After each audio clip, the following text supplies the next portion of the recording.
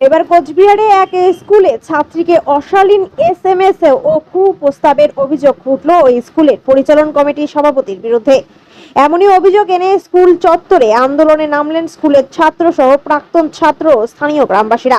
ঘটনাটি ঘটেছে কোচবিহারের 2 নং ব্লকের রাজারহাট হাই স্কুলে। স্কুলের ছাত্রীদের অভিযোগ, দীর্ঘদিন ধরে স্কুলের পরিচালন সমিতির সেক্রেটারি অনুতোষ রায়ের হোয়াটসঅ্যাপে অশালীন ছবি, কুপ্রস্তাব সহ বিভিন্ন ধরনের এসএমএস পাঠাতো ছাত্রীদের। শুধু অশালীন ছবি আর কুপ্রস্তাব নয়, প্রাইভেট প্লেসে দেখা করা সহ টাকার ও টোপ দিত। ইতিমধ্যে স্কুলের তরফ থেকে পুন্ডিবাড়ি থানায় ওই সেক্রেটারির বিরুদ্ধে অভিযোগ জানানো হয়েছে। সেক্রেটারির বিরুদ্ধে গুরুতর এই অভিযোগ এনে বিক্ষোভ দেখায় স্কুলের ছাত্র ছাত্রী সহ প্রাক্তন ছাত্র ও স্থানীয় গ্রামবাসীরা। ছাত্রছাত্রীদের বিক্ষোভের খবর পেয়ে ঘটনাস্থলে আসে কোচবিহার উত্তর বিধানসভা কেন্দ্রের বিজেপি বিধায়ক সুকুমার রায়। ছাত্রছাত্রী সহ শিক্ষিকাদের